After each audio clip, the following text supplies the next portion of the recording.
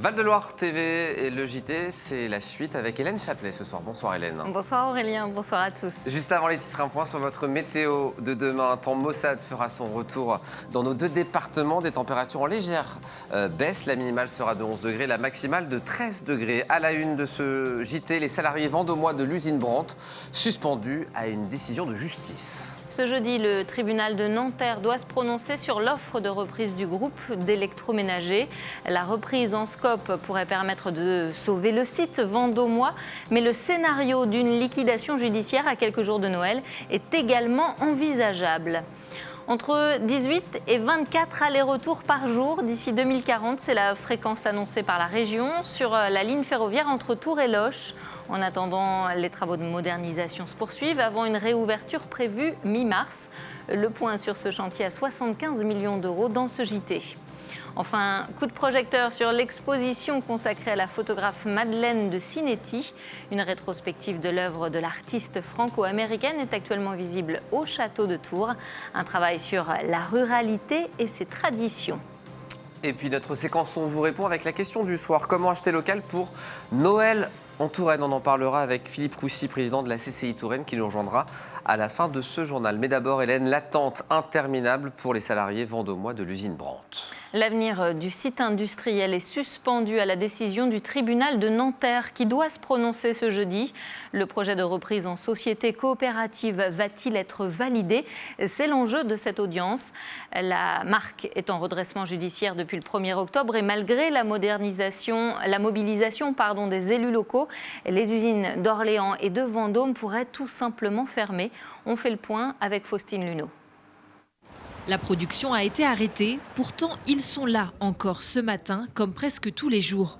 Voilà 2 mois que les salariés de l'usine Brandt de Vendôme patientent ensemble dans l'attente de connaître leur sort. On n'en sait pas plus pour le moment, c'est vraiment l'inquiétude. Vous voyez tous les salariés qui sont là aujourd'hui, toujours depuis le 21 novembre, on est là.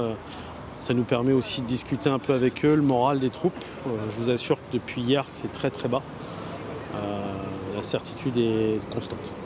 Une incertitude qui devrait prendre fin ce 11 décembre avec l'annonce du délibéré du tribunal des affaires économiques de Nanterre. Il doit se prononcer sur la viabilité de l'unique projet de reprise du groupe, un projet de scope soutenu par le groupe Revive. Mais une chose est sûre, il ne permettrait de ne sauver que 60% des emplois de Brandt en France. Sur le site vendômois, seuls 41 postes, soit environ la moitié, seraient maintenus, auxquels s'ajouteraient 14 salariés réorientés sur la logistique. Alors même si le projet aboutissait, les salariés restent prudents. Avec la moitié de l'effectif repris et encore, ça va être très très compliqué de refaire redémarrer l'activité. Mais du côté des pouvoirs publics, on veut y croire. Le plan de financement du projet est fortement soutenu par l'État et les collectivités locales. La région Centre-Val de Loire, par exemple, s'est engagée sur plus de 7 millions d'euros, dont une avance remboursable augmentée à la dernière minute avant l'audience le 3 décembre. Si on n'avait pas fait une avance remboursable à 2 millions plutôt qu'1 million qui était prévu, le président du tribunal n'ouvrait pas l'audience. Il disait entre les apports et les charges, il n'y a pas d'équilibre, donc on ne peut pas prendre votre offre. C'était intolérable, c'était 400 emplois qui étaient en jeu. La réponse du tribunal est donc attendue ce jeudi, quelques jours seulement avant le 15 décembre, date à partir de laquelle Brandt ne pourra plus verser les salaires à ses employés. C'est la première phase concrète du fameux RER métropolitain. La gare de Fondette va de nouveau être desservie dès dimanche. Un arrêt qui permettra aux usagers de relier Fondette à Tours en moins de 10 minutes. Les quais ont été refaits, la signalisation installée. Au quotidien, une douzaine de trains vont désormais s'arrêter à Fondette pour permettre à de nouveaux passagers de monter ou de descendre sur place. L'objectif, c'est de remplacer progressivement la voiture par le train pour les trajets domicile-travail. Et justement, avec une offre de train augmentée dans la métropole, seriez-vous prêt à laisser votre voiture au garage pour aller au travail? C'était l'objet de notre question web du jour, Hélène. Et vous le voyez, ou plutôt et vous allez le voir, il y a de l'espoir puisque vous êtes 68% des personnes qui ont répondu à ce sondage seraient visiblement prêtes à prendre le train plutôt que leur voiture. Hélène, on reste encore sur les rails avec les travaux de la ligne Tours-Loches qui se poursuivent. Depuis le mois de septembre, les usagers de cette ligne ferroviaire doivent composer avec des cars de substitution le temps que les travaux de modernisation se terminent. Le chantier qui prévoyait notamment le renouvellement d'un viaduc, de rails et d'aiguillage doit s'achever en mars prochain. Le point sur cette nouvelle phase avec Léa Turquier. Une ligne flambant neuve. Nous sommes en gare de Reignac-sur-Indre et d'ici jusqu'à Loches, soit sur une distance de 12 km, la voie ferrée a été complètement renouvelée. Donc, remplacement du rail, des traverses et du ballast. Et puis quelques travaux aussi sur des ouvrages hydrauliques, sur des installations de sécurité et des passages à niveau. On a encore une petite zone de travaux à la sortie de Joué-les-Tours, mais globalement, là, sur la section Reignac-Loches, c'est ce qu'on appelle les finitions. Des travaux de modernisation entamés lors d'une première phase entre 2021 et 2022. Le deuxième chantier a débuté en septembre dernier. Depuis, en raison des travaux, la ligne est fermée. Un chantier nécessaire d'après la SNCF car les infrastructures étaient vieillissantes. Certains rails dataient de 1901. Ce rail sera du rail soudé, donc on va obtenir une continuité et un confort perçu par les voyageurs qui va être sans commune mesure avec ce qu'on pouvait avoir avant. Tours-Loches fait partie de ces lignes qui vont permettre de regagner Tours avec une augmentation de la vitesse de circulation, mais aussi une augmentation du nombre de trains. Côté budget, on compte 75 millions d'euros financés uniquement par la région Centre-Val de Loire. Un vrai choix politique car cet investissement est à l'origine en dehors de ses compétences. On a besoin aujourd'hui de penser aménagement du territoire, développement territorial, équilibre entre zones urbaines et zones rurales. On a besoin de permettre ce développement et cet étalement démographique qui ne soit pas une concentration dans les zones urbaines. L'ambition est de pérenniser la ligne pour les 20 prochaines années. D'ici 2040, 18 à 24 allers-retours par jour entre Tours et Loches sont estimés, soit plus d'un par heure. La réouverture de la ligne est prévue pour mi-mars 2026. On connaissait déjà le sommet du G20, mais plus près de chez nous, Hélène, il existe aussi le G6. Il s'agit d'une réunion des 6 présidents des départements qui composent notre région. Ce mardi matin, tous avaient rendez-vous à Tours pour évoquer leurs difficultés budgétaires respectives et leurs conséquences en termes de report de projets ou d'aide aux associations. Aujourd'hui en France, 54 départements seraient en quasi-faillite. Écoutez à ce propos le président du conseil départemental de Loire-et-Cher et son homologue d'Indre-et-Loire. On commence à avoir des inquiétudes, on est obligé d'avoir recours à l'emprunt pour financer nos missions. Pareil sur nos collèges, on investissait dans le département de Loire-et-Cher tous les ans la restructuration, la rénovation ou l'extension ou reconstruction d'un collège. Eh bien, on va le faire, mais on est obligé également de glisser dans le temps parce que financièrement, on ne peut pas suivre. Nous n'inscrivons que la juste dépense, c'est-à-dire il y a un besoin. Ça a un coût, eh bien, on est au plus près du coût indispensable. Nous avons donc globalisé l'ensemble de tous les travaux qui s'imposent à nous et on essaie de les classer par ordre de priorité. Et puis toujours au chapitre politique, un mot des municipales. Pour tordre le cou aux rumeurs, le candidat tourangeau Henri Alfandari vient de publier une lettre ouverte dans laquelle le député annonce maintenir sa candidature pour les municipales à Tours. Il dénonce le jeu d'arrangements politiques et d'unions factices pour récupérer des places ou des postes. Et les premières propositions de sa liste Naturellement Tours seront dévoilées prochainement. En 2022, selon BPI France, seulement 12% des chefs d'entreprise de 10 salariés et plus étaient des femmes. Une disparité contre laquelle se bat l'association Touraine Women. Ce jeudi, elle organise la 5e édition des Cléopâtres, une cérémonie pour mettre en avant 10 femmes, chefs d'entreprise ou présidentes d'associations qui font vivre l'économie tourangelle. 400 participants sont attendus à l'hôtel de ville de Tours. On en parle plus longuement avec notre invitée. Zoé Machado-Formiga, bonjour. Bonjour. Vous êtes donc la vice-présidente en charge de la communication au sein de l'association Touraine Women, association qui organise cette soirée des Cléopâtres. Rapidement, c'est quoi les Cléopâtres ? Les Cléopâtres, c'est une remise des prix qui récompense 10 lauréates et 20 nommés lors d'une grande cérémonie à l'hôtel de ville de Tours. Quels sont les critères pour pouvoir participer ? Déjà, il faut être une femme, j'imagine ? Oui, il faut être une femme, il faut être chef d'entreprise ou alors présidente d'association, intrapreneuse et être localisée en Indre-et-Loire. Quels sont les profils justement des femmes que vous avez sélectionnés? Pourquoi elles parmi tant d'autres, j'allais dire? Eh ben, il y a des profils très diversifiés, et particulièrement cette année encore une fois, et on peut avoir à la fois des personnes qui ont des entreprises avec plusieurs salariés, dans le domaine vraiment des choses très variées. L'année dernière, on avait notamment dans les domaines de BTP, mais parfois certaines années, on a aussi dans la tech, on a aussi des jeunes pousses qui viennent juste de créer leur entreprise, donc c'est assez varié. Pourquoi est-ce que c'est encore important de mettre en avant les femmes? Il faut finalement encore rappeler que les femmes ont toute leur place aussi dans l'industrie ou enfin, dans l'entrepreneuriat en général. Oui, exactement. En fait, le but de la cérémonie, c'est de la consacrer aux femmes pour montrer qu'elles sont bien présentes sur notre territoire et de leur rendre aussi cette visibilité et créer aussi des rôles modèles par la suite pour peut-être lancer d'autres personnes en ce sens. L'idée, c'est que d'autres femmes se rencontrent, qu'elles échangent entre elles aussi pour s'entraider.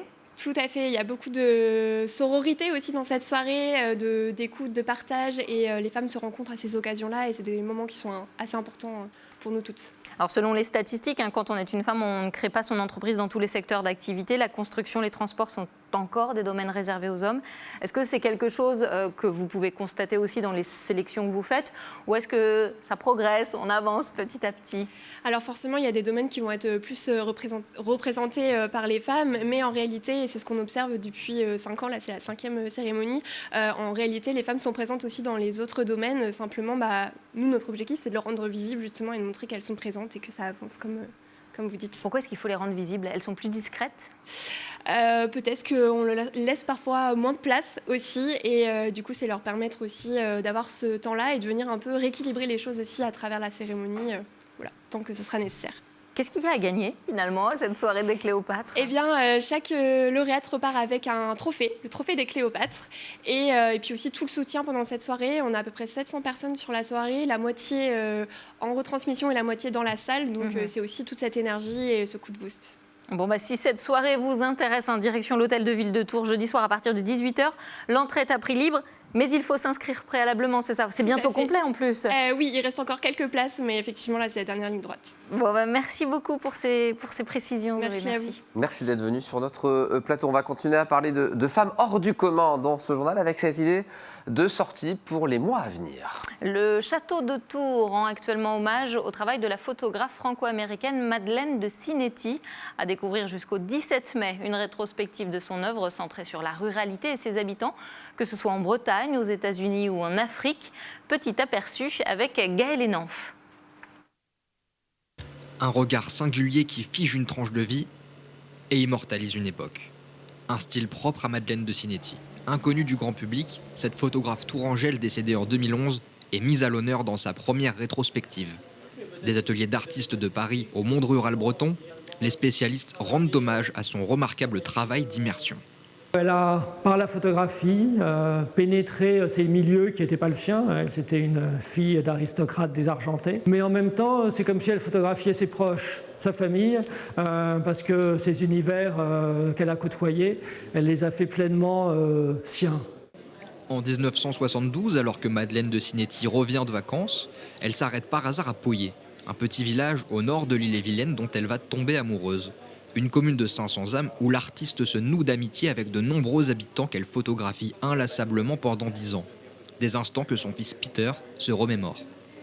Et quand je dis cette personne, c'est pas juste une personne, c'est Maria Touchard, qui était une des personnes les plus chères à ma mère, parce que Madeleine en parlait tant, comme de beaucoup des familles de Poyet, avec tant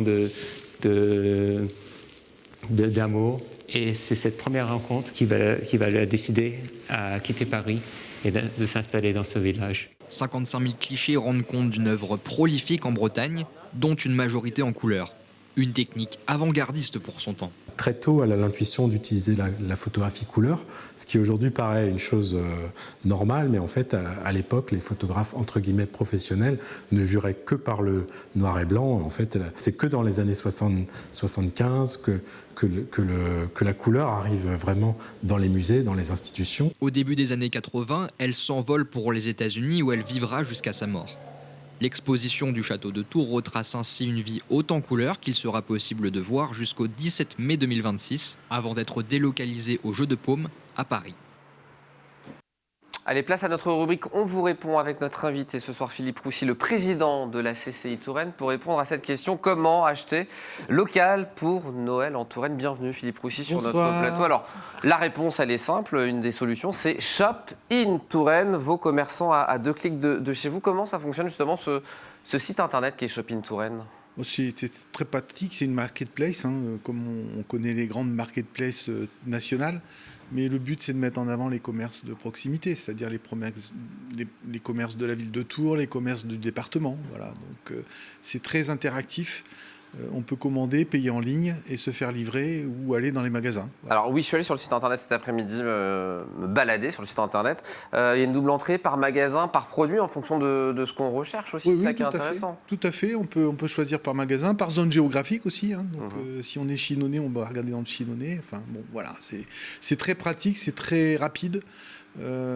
72 heures de livraison ou retrait en magasin aussi possible? Oui, 72 heures de livraison. Bon, avec les fêtes, il faut faire un peu attention.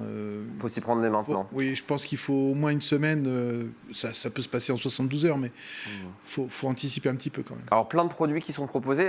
Justement, quels sont les producteurs? C'est des commerçants certifiés, justement? Alors, ce sont tous des commerçants d'ici. Il n'y a aucun site qui n'est que Internet. Donc, à part les créateurs, évidemment, il y a 70 artisans créateurs, pardon. Donc on est vraiment sur quelque chose de très local. Évidemment, tous les produits viennent pas de Touraine. Il est évident que quand on achète un vêtement, il y a peu de chances pour qu'ils viennent de Touraine. Mais globalement, ce sont tous des commerçants d'ici. Donc on fait tourner, en faisant travailler la plateforme, on fait tourner les commerces locaux. C'est important justement parce qu'elle existe depuis quelques années. C'est la 4e année, on est dans la 4e année, on a mis ça en place avec les collectivités et avec les unions commerciales. Donc ça fonctionne plutôt pas mal. Alors évidemment, c'est pas des grandes plateformes, je ne veux pas citer de nom pour pas faire de la pub. Non. Mais par contre, vous êtes sûr que vous touchez des commerces du coin, de chez vous, et des artisans locaux aussi. Ça, c'est intéressant pour la période des fêtes, pour faire des cadeaux. Et puis on a besoin de les soutenir en ce moment, nos commerçants. On a besoin que le commerce de proximité souffre. C'est pas que le cas à Tours, c'est le cas partout.